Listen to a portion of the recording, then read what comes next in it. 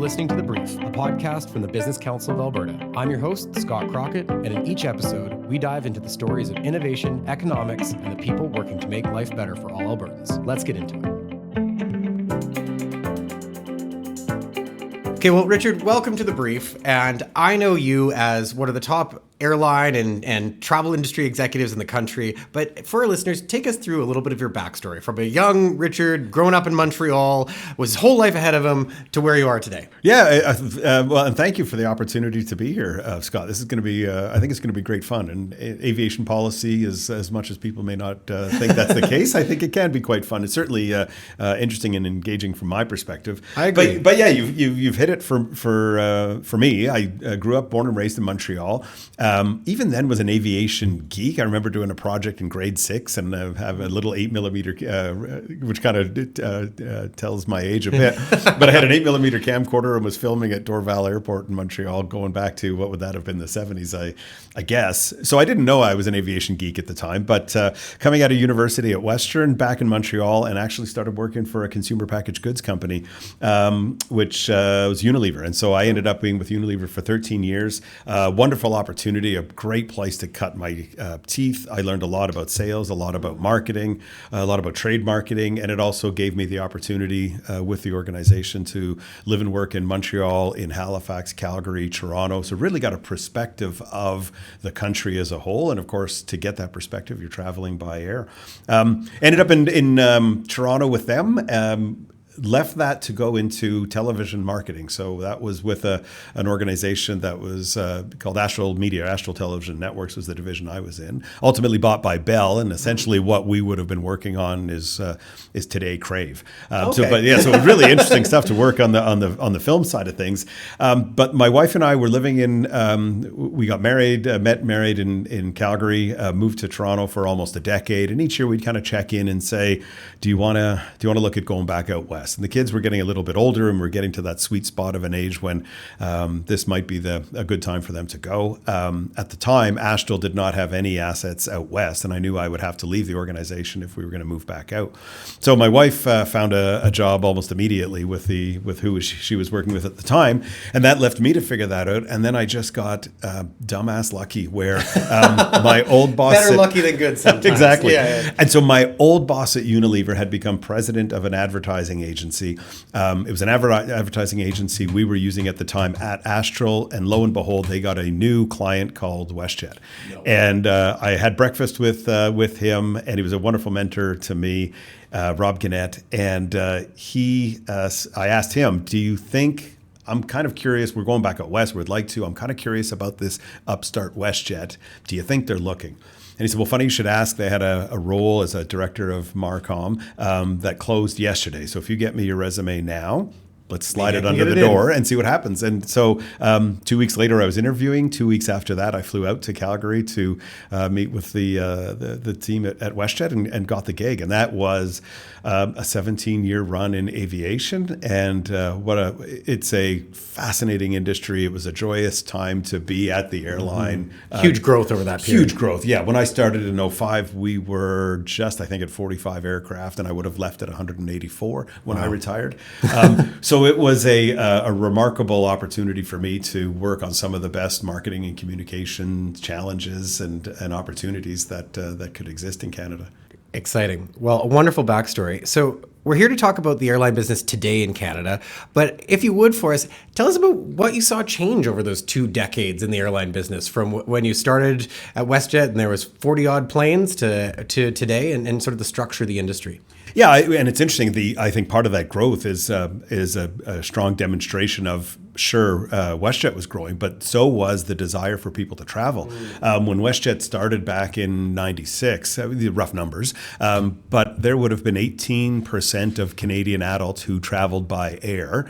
That number would be north of 50% now. And so remarkable growth, and the opportunities, particularly when WestJet started and you saw the introduction of a low-cost carrier, the LCCs. When you saw that come about, prices fell, and that's something that has continued through to today. And with pricing falling, more flying opportunities opened up, more new destinations opened. So I think that's a big thing that we saw. So that's probably the first thing I would say would have changed in the last 20 years. It's just remarkably More people are flying and flying to more places. From there, we saw the rise of the ULCC. So we went from what had been, what would be called the traditional or legacy carriers and that setup that we would all be familiar with, through to WestJet being at the time the low-cost carrier, and then the ULCC with the ultra low cost, which is where we find ourselves today with somebody like a Flair, where they are unbundling, and you're seeing various airlines respond to it in various ways, but unbundling everything. So here's a seat and a belt, and then the rest is going to cost you. And so there's a bit of confusion as people try to understand that. You'll hear people often say they want to charge me for the to have a carry-on, right, which is true, but the price is also lower. So the base from where you're starting, if you don't need a carry-on, you're actually, that opportunity to travel for less is available to you. You then make the decisions as to whether you want to bring a bag, a carry-on bag, a check bag, overweight bag, golf bags, etc., and you end up paying for those pieces. But it does ultimately demonstrate that airfares have been falling for a long time in Canada. I think it's sort of interesting, Richard, for a person who spent an enormous portion of your career selling airline tickets to now say, I think they're too expensive, and in certain ways and for certain reasons. And so I'm sort of interested to hear you talk about that. Tell me a little bit more about it. Yeah, it really is fascinating, and it's. It sounds like nitpicking, but somebody in the airline business will immediately want to bifurcate the notion of my ticket is expensive. Because there's base fare, which is the amount that the airline is going to charge you, and then there's all the taxes and fees that go on top of that. So there's those pieces, and I think this is the fascinating part that most people just don't understand. Yeah, so if you were, and I believe you were, Scott, at the Calgary Chamber of Commerce luncheon in May of this year. I was there, yep. Yeah, Alexis von Hoensbroek at WestJet, the CEO, was there and giving his state of address or the state of affairs at WestJet and telling the gathered about what's going on in the airline industry. And this is work that's been going on for a while. You've had various organizations, individuals trying to get at this. And this is the work Bob Cummings and I, who had been the chief commercial officer at WestJet for a long, long time. He and I both retired from WestJet, but we've taken this on as a passion project to say air travel can be better in Canada, and it needs some government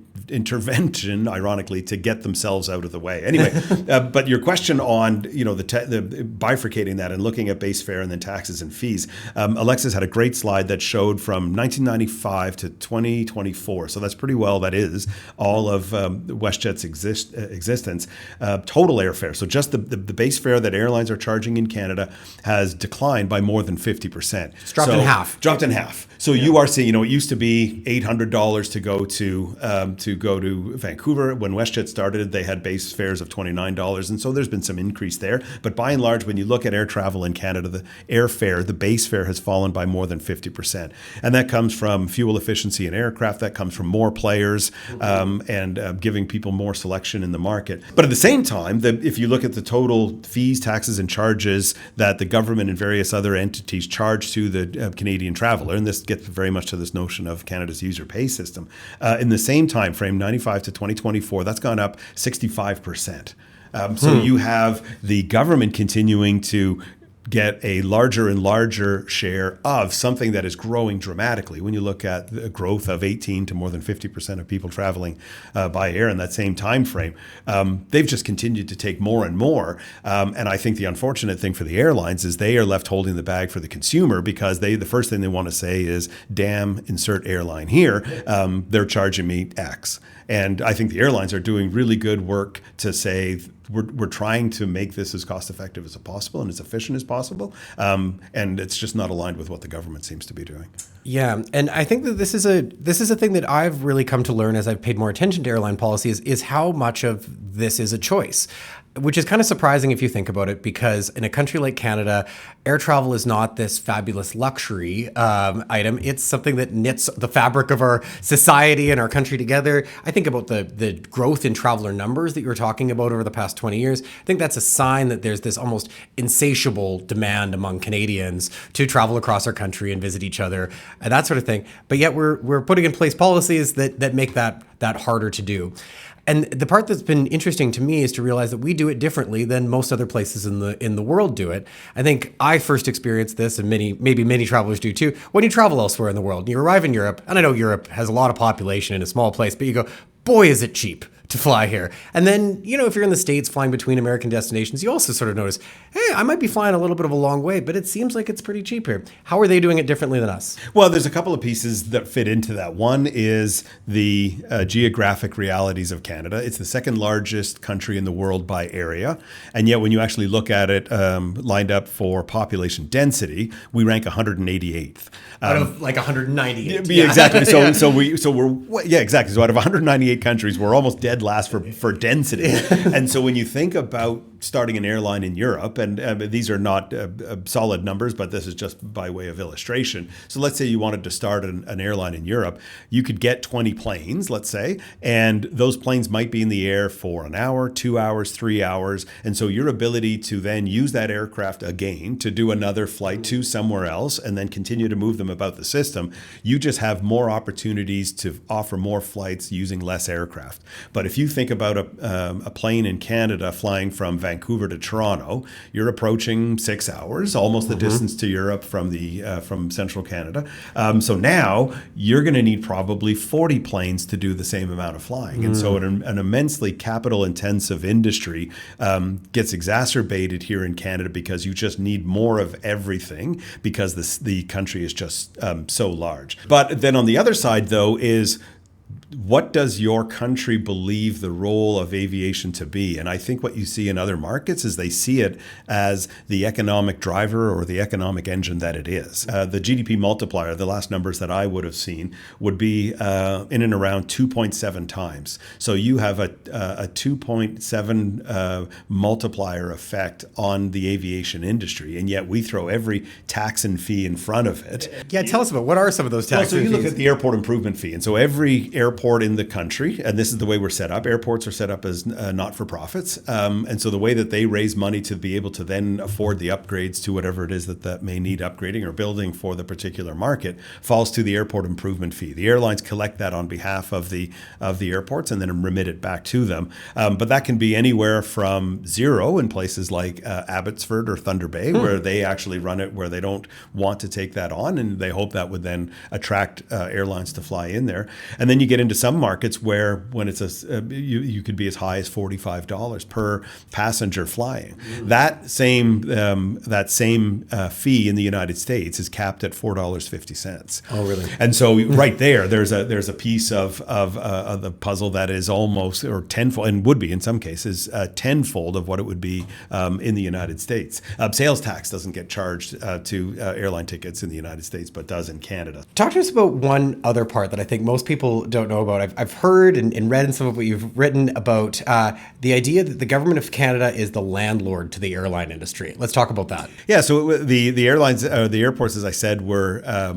privatized, and so they had all going back last century, which sounds silly. I realize we're only 25 years in, but going into late 20th century, they were held by the government, and so they spun them off as these not-for-profits that are operated on behalf of those communities. But the land is crown land that all of these airports sit on, and the federal government charges rent to the airports for the land that they sit on. Mm-hmm. And I remember going back to that chamber luncheon and the airport CEO, for the Calgary airport CEO, Chris Dinsdale, said the top line number for him was rent is 12% of his top line revenue number. So he pays rent to the federal government for the land that he is on. That amounts to 12% of top line revenue. That has to be passed on to the airlines, which in turn has to be passed on to the consumer. And so that is, and from the work that Bob and I had done looking at various aviation jurisdictions around the world,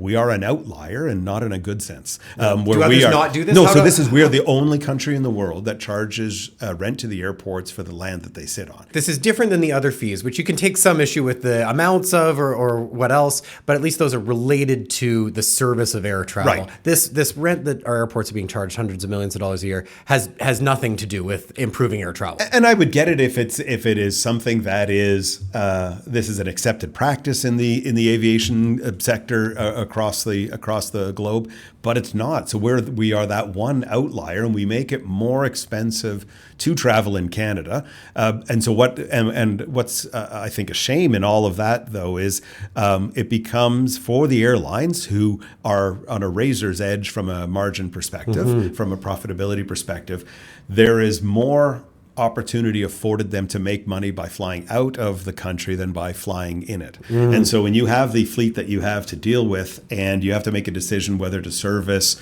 a medium to small town in Canada, or I could take that same aircraft and point it somewhere outside the country, I have a significantly greater opportunity to make money. And the victim in all of this is smaller towns across the country that don't get that connectivity. With the challenges that we're having south of the border, what you are seeing is Canadians have really dug their heels in, and in large numbers are saying, I don't want to go to the U.S. Right. And I'm now looking for opportunities to, much like you're seeing in the grocery store, and can I buy a Canadian product? Right. Can I go to a Canadian destination? And so we're setting ourselves up to say we have this gift that's been given to us in that we are focused on our country to the degree that we have never been focused before. And that Canadian pride is rearing its head. And then we're bumping our head on the ceiling of the taxes and fees that make it really difficult to move about the country. I think that's so well said. And especially in those medium and smaller markets, this is one of the things that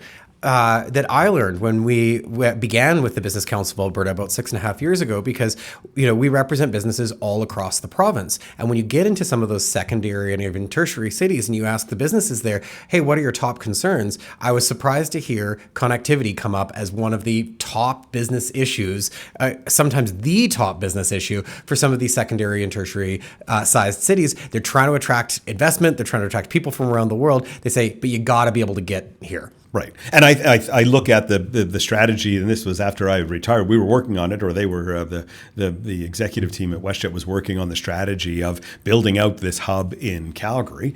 And shortly after I retired, they would have announced that we are going to make it. It had always been the home base because this is hometown for Calgary. But that notion of building out a hub here gives you exactly that connectivity, that global connectivity into Calgary. And now to your point, and what you're hearing from those people across the province, they want to see greater connectivity into the connectivity that has been built out here in Calgary. And that requires the airlines to fly into smaller communities.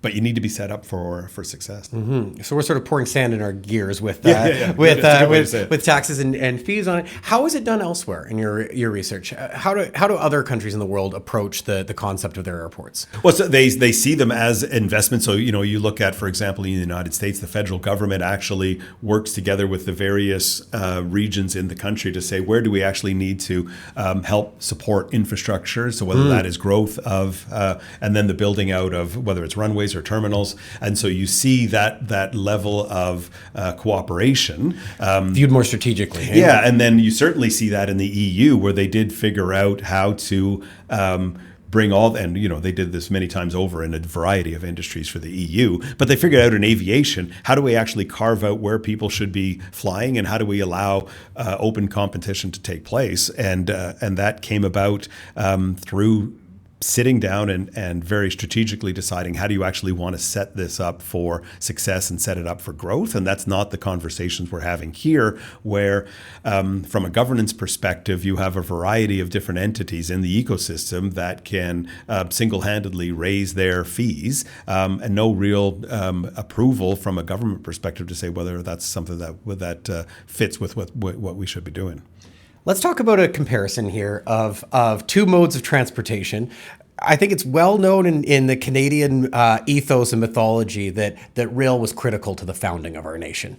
And in many ways, we've probably moved on from that phase, and air is now the new rail. But do you find that there's some level of preferential treatment between these two modes of transportation, and how the federal government subsidizes or charges between passenger rail and passenger air? Yeah, we have a funny take on aviation travel in Canada. And I will go back to Alexis, the CEO of WestJet, in his presentation at the Chamber of Commerce, because it had been mulling around in my head, and it was just so clearly put on the page for me. And he showed one slide, and on the left-hand side, he showed rail. He showed ferries. He showed the Confederation Bridge. He showed high-speed rail, not existing here in Canada yet. And yet, all of those are seen in the public debate as essential services. These are a necessity and need to be in place.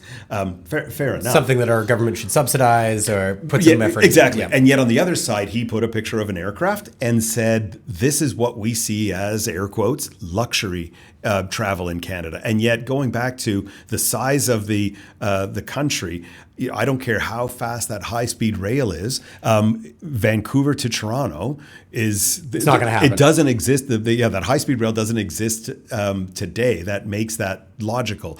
But the Liberal government just in December, they made an announcement just before Prime Minister Trudeau resigned that they wanted to invest into high-speed rail into Quebec, and that's going to cost us billions of dollars. And the contrast to that is, and I have nothing against via rail, but the numbers are the numbers, and so. Yeah, you've crunched the numbers on this. Yeah, and so Bob and I had looked at this, and I've looked at this since 1999, but it's just as illustrating to take a look at last year. So if you go on Via Rail's website and look at their 2024 annual report, they had total revenues, I've just rounded up to the nearest million, but they had total revenues of $480 million, total operating expenses of $865 million, so we're under water already. And then on top of that, capital expenditures for fleet renewal, et cetera, of $527 million. So when you actually look at their income statement, there's a line on there, and for as far as I went back into the 90s, that line item is there every year, and it says total funding required. And so for the 2024 year, that was $912 million of funding required to operate the rail line. And the next line on that income statement is total government funding. And anybody listening now is not going to be surprised at the number that's about to come out of my mouth, but it's $912 million. So that's almost $1 billion to move a year. And so that was, and so just last year, that was almost $1 billion to move 4.4 million people. And if you look at, I'll pick on WestJet and Air Canada, they would move that in less than a month. And I'm sure you hear the same thing because you're board chair of Tourism Calgary as well. But when I talk to anyone else in the tourism and travel industry, they tell me that air travel is sort of the key initiation point for so much of the rest of the industry. If you're going to be hopping on a bus and staying in a hotel and going to an attraction, chances are you got there by air to begin with. Absolutely. And that's where you are. And you are seeing, I think we in some measure take what we have here in Canada for granted. And you always get that reminder when you do bump into a tourist who has come from Europe or somewhere else, Asia, somewhere else in the world, to see what we have to offer here in Canada.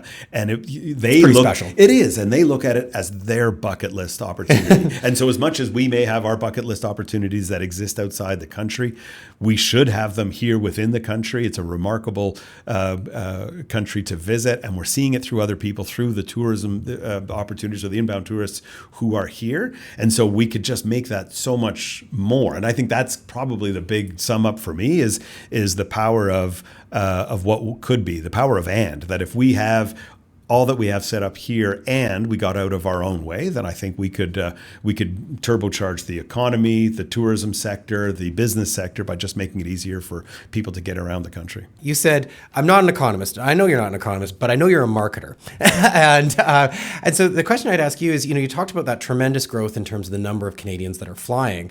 Do you think that if we were able to lower some of these taxes and fees, get out of our own way, lower the cost of air travel, do you think there's more demand to be induced?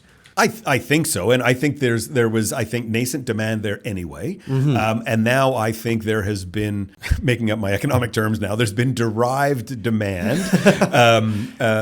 from what's going on in the U.S. Right. And you saw it with everything from elbows up, and you saw it with people saying, I'm going to buy Canadian. And so now I think you are seeing people say, I want to go and see my country. And then, perhaps in the same breath saying, how much to get to Montreal or Halifax or St. John's or wherever it is they happen to be going, or the same out east saying to get out here. Right. And there's Banff, a chunk of that where if we've seen taxes and fees go up 65% while the airlines have been driving airfares down, there needs to be something done to fix that logjam. And there's the Transport Canada. There's supposed to be a Transportation Act review done by the Transport Canada every 5 years, and that was done in 2015. So 2020 would have been the next one. So you get a pass for COVID, but now it's been a decade since we've actually looked at that, and so that is a fulsome. It's not just aviation, but it's to look at all transportation sectors in Canada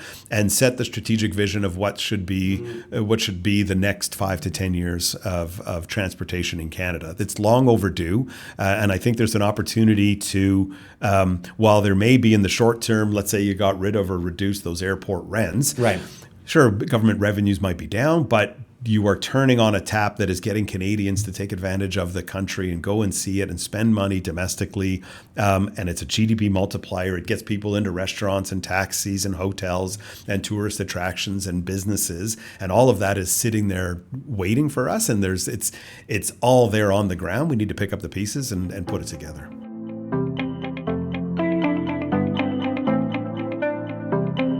That's a wrap, but the conversation doesn't stop here. If today's ideas inspired you, share the episode and help us keep the momentum going. You can also support the show by rating and reviewing us wherever you get your podcasts. Thanks for tuning in to The Brief.